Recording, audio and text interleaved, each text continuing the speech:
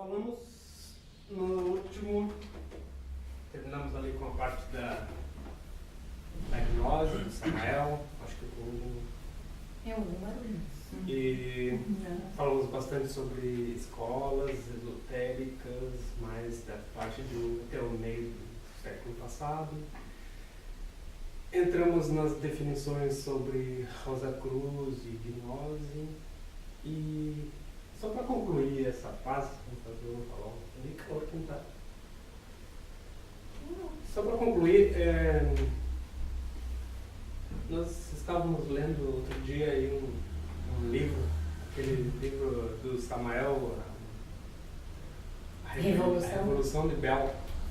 E a introdução dele é muito interessante porque, em um primeiro aspecto, assim, quando a gente lê, a gente vê assim, uma revolta enorme que ele sentia com relação a todos os outros grupos esotéricos e sobre todas as manifestações de um trabalho espiritual que não fosse verdadeiro, digamos assim, né? E ele ataca bastante, assim, de uma maneira muito veemente, assim, várias escolas, em especial a Rosa Cruz Amorque da Califórnia, lá que deu origem à Amorque em si. E eu estava analisando aí algumas comparações, o que tinha sentido ou não naquilo, e realmente, assim, se a gente for analisar que ele lutava muito contra as manifestações de magos negros e de magia negra, ou aonde aquilo tudo levava, de certa maneira ele tinha muita razão. Porque uma das coisas que ele dizia é que a maioria das pessoas que fazem aquilo é absolutamente cega no que segue, no que desenvolve, e especialmente naquilo que ocorre com elas durante esse processo de estudo e desenvolvimento. Então, ele faz várias comparações entre aquilo que é escrito nas monografias, né, que são os estudos lá da Rosa Cruz, e aquilo que ele considerava a magia branca ou o processo espiritual verdadeiro. De fato, né, como fui um estudante dessa linha e coloquei muito disso ali no livro branco, se vocês se reportarem, né,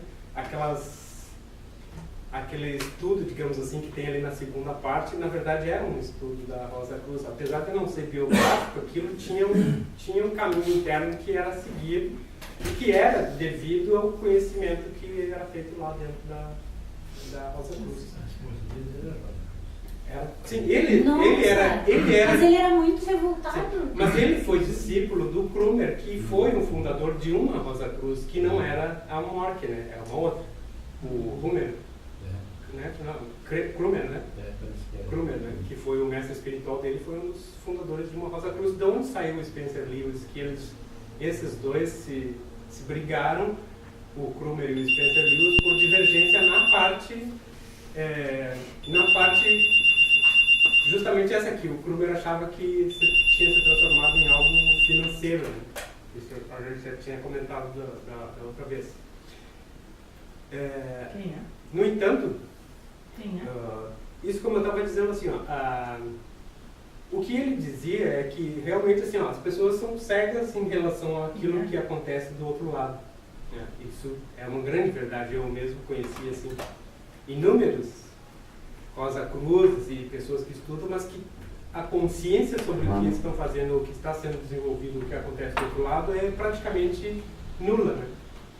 E se vocês analisarem ainda o que está escrito ali no livro branco, vocês vão ver que teve sempre uma orientação, e o mais alto escalão que fosse daquela orientação era ainda uma preparação para um aprisionamento, né? Tu poderia atingir o cume da coisa, poderia atingir o cume de um desenvolvimento, mas ainda assim era uma preparação para uma maestria dentro daquilo que veio a ser chamado, que nós conhecemos hoje como a campânula. Então isso é algo que na época também não era comentado assim. Ao mesmo tempo, se nós formos analisar assim, o que ele fazia e onde ele conseguiu chegar, nós vemos também que tem várias falhas, né? Depois, com o decorrer do tempo, nós vemos assim aqui. Primeiro aquela coisa de tudo ser traduzido ou interpretado conforme a Bíblia, que já é um engano como a gente vê hoje, né? Tu traduzir o teu trabalho ou interpretar a Bíblia para conduzir um trabalho que seria revolucionário, isso é um equívoco imenso. E depois, ele atacava muito também assim, os teósofos, dizendo que eles tinham que ser altamente intelectuais, como nós vimos, né, no início, lá no primeiro encontro, que traziam todo aquele conhecimento hindu, budista e tudo mais, que depois eles fizeram toda essa mistura de conceitos e tal, e depois até se converteram ao budismo. Ele também atacava isso no sentido de que as pessoas, para serem espiritualizadas, não precisavam de tanto conhecimento, né, que precisavam sim da prática. Ao mesmo tempo, ele cometeu vários equívocos no sentido assim, ó, de também perpetuar os dois lados, né, que eles queriam muito fazer assim, uma integração entre religiões e igrejas, quando na verdade isso não era possível, né, porque cada uma tinha uma corrente original e que se tu mistura elas, o que acontece é uma ruptura de campos energéticos e não a evolução das pessoas. Né? E outra coisa é que eles... Como assim uma ruptura de energético? Bom, assim, ó, quando tu segue um método, tu tem uma estrutura energética. Isso a gente comenta lá desde o nível 1. Sim. Tu tem uma estrutura energética X. Se tu praticar algo que não é da tua estrutura, a possibilidade de ruptura de canais de energia, de meridianos, de chakras ou centros de energia. Tá? Então, assim... Pelo simples fato de misturar. Isso. De misturar ou de fazer uma prática que não seja a devida. Isso até depois, mais adiante, nós vamos ver o porquê, assim. Depois a gente vai voltar nisso no próximo encontro. Tá? Mas assim, ó, se tu... O que acontecia lá? Hoje a gente vai ver assim, ó, as práticas, né? Nós vamos ver o tema hoje, que é yoga. Né? E vamos ver todos os equívocos que isso tem hoje, né? Os equívocos que as pessoas nos levam a entender, né? Quer dizer, a massificação de conceitos que tem a respeito desse tema, desse próprio nome, né? Vamos ver que houve várias tentativas de purificar ou integrar os métodos, mas também não é uma coisa que dê absolutamente certa. Mas então assim, ó, quando lá, mesmo assim, ó, que tu esteja dentro de uma linha que não é a devidamente que tu deve fazer, e que tu faz práticas ou misturadas, ou que não seja aquela exata que tu tenha que realizar, isso pode ocorrer a ruptura dos canais de energia do sistema. Não, era uma renda. Exatamente. E é isso que eu falo ali quando no manual diz assim, o primeiro método, né, a integrar e a servir para todos os tipos de seres ou linhagens, lembra disso? Uhum. É por causa disso, porque aqui a gente não está trabalhando com nenhuma dessas correntes, mas com uma tentativa de integração, aliás, de reestruturação, integração e de condução a uma nova estrutura, lembra disso? Está bem lá no capítulo 6 do livro verde, se vocês olharem, assim, tem um resumo do que eu estou falando aqui.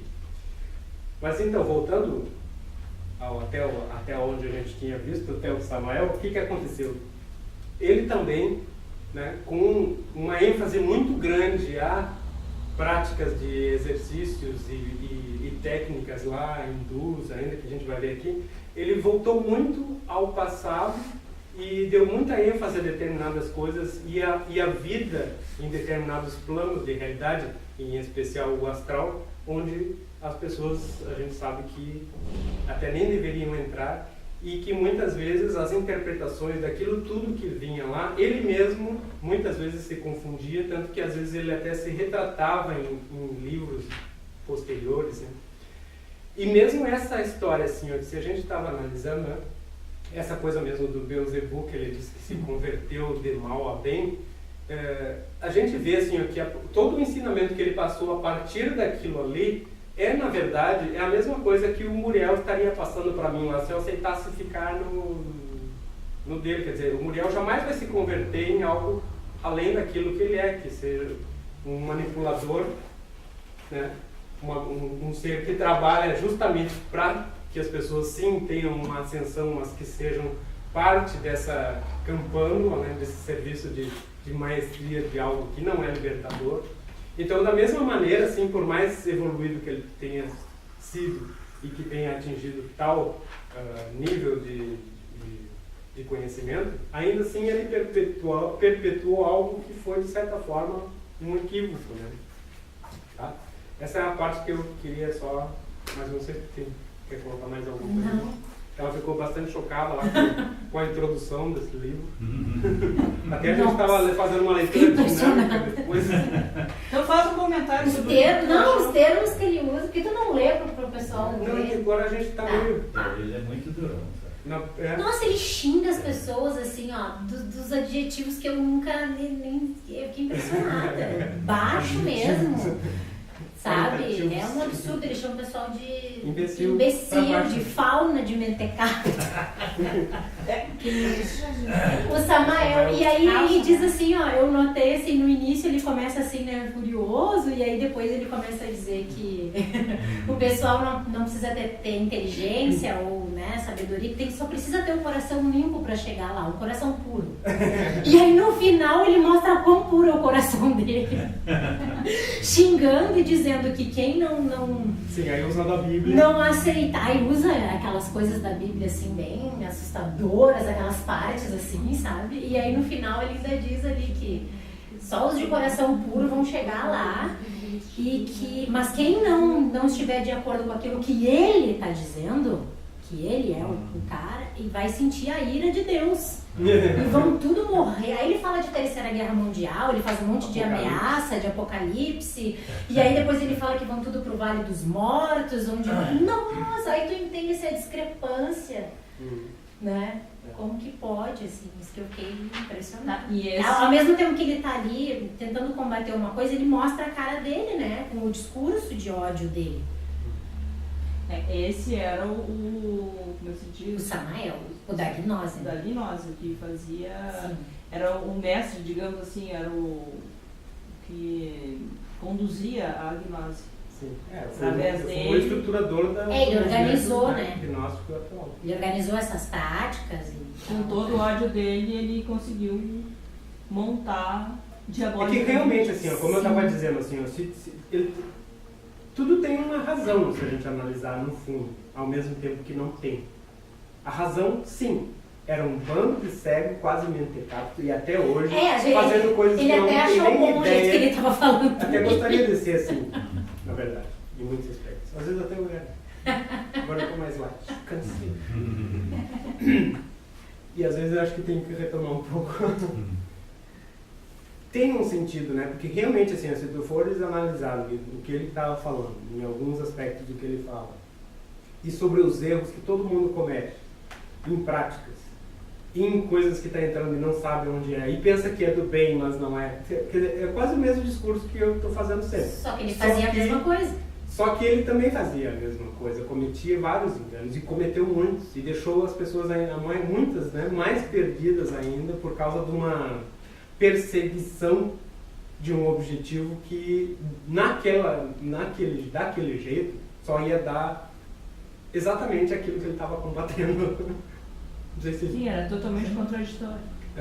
Então, assim, eu analisando... Ele não tinha essa pureza de coração que ele queria dizer, que era só aquilo que precisava para a pessoa ascender. Mas analisando aquilo... Para mim, ele tinha uma personalidade absolutamente narcísica, assim, ele era, né? Ele tinha que ser aquilo ali, e aí talvez por isso ele fosse muito bem utilizado por esses outros seres, a ponto dele acreditar que ele seria capaz de converter um convertedor. Então... Sim. Acho que foi mais explorado uma questão de vaidade e narcisismo que ele tinha. E só para finalizar isso, assim, ó, então, depois disso, os ensinamentos que ele compilou, digamos assim, compilou no sentido de traduziu ou organizou, foram muitos derivados desse ser que ele disse ter sido convertido. Quando, na verdade, esse ser estava transmitindo um conhecimento que era justamente dentro dessa coisa do Muriel aí, ou seja, desenvolvia, dava determinadas liberdades ou até poderes, entre aspas, mas ao mesmo tempo te deixava aprisionado no mesmo sistema de sempre. E esse ponto é assim porque, na realidade, realmente assim, ó, é muito difícil o praticante saber o que ele está fazendo, porque os resultados aparecem, a gente vai vendo que tem resultados, muitas vezes a gente faz bem para outras pessoas, mas não sabe onde é o fim daquilo ali, de fato. E a tentativa do livro branco era justamente descrever assim, ó, que por mais que a gente pense que atingiu alguma coisa, ainda tem mais a atingir e tem mais a entender de todo esse processo espiritual, digamos. Né? Essa era o final ali do livro branco, né, no sentido de entender isso. Vamos para o assunto de hoje. Bom, o assunto de hoje é yoga. Né? Yoga é uma palavra bem simples, no entanto, extremamente profunda, extremamente mal interpretada. Cada um tem uma ideia a respeito. Inclusive, essa semana ligaram para ele perguntando se aqui tinha yoga. Muitos já praticaram. Porque ele é tão automaticamente ligado à palavra meditação, né? Ninguém entende exatamente no fundo do que é. Sim. E a coisa em si, né? Acho que 99% das pessoas que mesmo já praticaram a coisa da yoga como exercício físico não entende, não sabe de onde saiu, não sabe o que é. Né? Até a gente vai vendo aqui, mais adiante eu vou explicar, vou explicando isso, mas mais adiante eu vou ver até um texto assim, de um que escreveu a respeito disso. Nós temos assim o que ver, aqui eu coloquei assim um início, não sei se alguns leram um texto que eu enviei lá, mas eu enviei um texto sobre essa parte que iniciava com Patanjali, que foi uma pessoa, segundo dizem, que viveu entre 200 antes de Cristo e 400, não, a data certa não tem. Viveu entre 200 antes de Cristo e 400 depois de Cristo. Tá? E existem diversas lendas sobre esse autor, que é o Patanjali, havendo uma que diz ser ele uma encarnação do deus serpente Ananta. Aí por aí depois a gente vai analisar isso.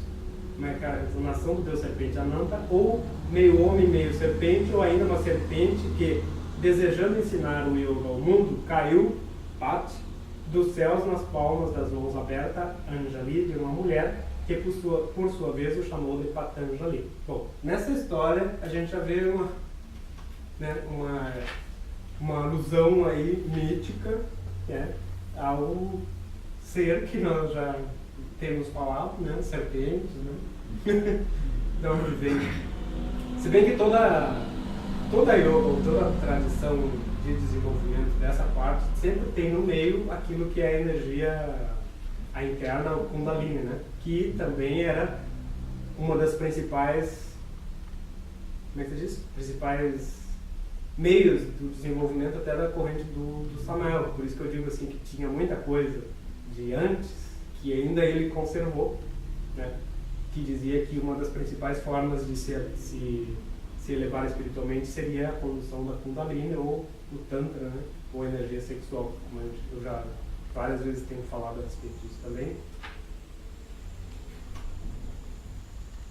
E que diz que esse conhecimento tinha chegado a 5 gerações da tradição sânscrita, sendo o primeiro Shaunaka, seguido por Asvalana, Kaitiyana e Patanjali, e finalmente Vyasa, que foi um discípulo dele. Virtualmente, nada se sabe sobre a vida de Patanjali, e algumas escolas acreditam que ele é totalmente ficcional. Tem a reputação de ser o autor dos Yoga Sutra, bem como do comentário sobre a gramática do sânscrito, Tá, isso aí interessa muito. O que é esses Yoga Sutra? São determinadas regras, né, leis,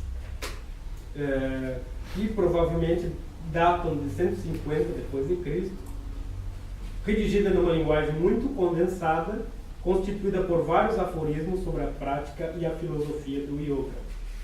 Tem uma frasezinha aqui que eu sublinhei até que diz assim, ó: o yoga é uma das 6 escolas da filosofia hindu, um sistema de meditação prática, ética e metafísica. Patanjali tem sido frequentemente chamado de fundador do yoga por causa dessa obra. Os Yoga Sutras são tratados sobre o Raja Yoga e não faz referência à prática de sacrifícios como condição para a prática, que aí depois eu vou explicar isso aqui também. Ao desmitificar esse dogma, Patanjali propôs as bases do yoga clássico, opondo-se ao yoga proto-histórico. Tá? Depois tem uma citação sobre isso aqui. Então, esses Yoga Sutras são, na verdade, regras, preceitos, o modo de realizar e toda uma filosofia codificada de uma maneira muito simples, com frases curtas, e que ao longo das gerações foi recebendo comentários. Cada mestre e cada corrente que a partir dali se originou, ou cada mestre que tivesse atingido um determinado patamar de evolução e codificado lá um sistema de metodologia para a evolução, colocava sempre esses mesmos sutras, mas fazia os comentários pertinentes àquele método que ia desenvolvendo. E aí tem essas duas, assim, ó, sempre quando falam de, até depois eu vou ler aqui, né, falam como ele sendo o fundador do yoga clássico em contraposição ao yoga antigo ou proto-histórico, porque aí falam que é o seguinte, que o clássico tem mais ou menos essa idade de 2000 anos, né, e o anterior ou pré-histórico seria aquele yoga que foi perdido de mestres e de seres míticos lá do passado, mas que com as invasões e com a sumida, digamos assim, com a tomada, né, das terras e dos territórios aquela civilização e aquele conhecimento foi perdido, e muitos autores que dentro dessa metodologia tinham chegado a um patamar espiritual lá determinado, tentam resgatar o que seria essa yoga tradicional, mas sempre se baseiam nessa estrutura, digamos assim, que foi colocada pelo Patanjali. Então, assim, mesmo hoje, eu quero explicar mais isso aqui, porque assim, mesmo hoje, naquelas escolas ali, ó, quando a gente estudou a teosofia e depois a Alice Bailey, a gente viu que mesmo eles pegaram ainda esses Yoga Sutras, desenvolveram seus próprios comentários e se basearam nisso eu diria assim, as regras e a filosofia por trás de toda aquela ideia ou aquele método que eles desenvolveram depois. Isso por quê?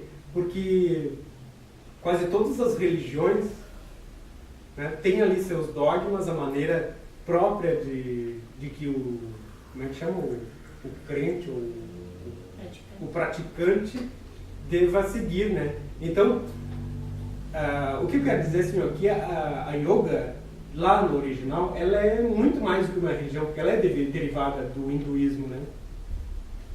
Muitos até mestres de yoga, né, colocam assim que as pessoas confundem muito a filosofia oriental, né? Até o De Rose mesmo, que é um dos que mais tenta colocar o método dele de uma maneira pura, ele diz assim que o grande equívoco que alguns que chegam lá procurando a yoga dele é que dizem, eu sou budista, eu acredito muito nessa parte espiritual e meditação, só que o erro é o seguinte, que a yoga não é do budismo, né? A yoga é hinduísta. Ele é até uma heresia. Na verdade, ele define o budismo como a heresia do hinduísmo, porque o Buda saiu do hinduísmo para formar uma outra corrente que veio a ser chamada budismo depois que o Buda morreu também. Que o Buda também não era budista. Né? Nem Cristo era cristão. Então, essas coisas, assim, só por aí a gente vai vendo assim, quantos equívocos vão ocorrendo, né?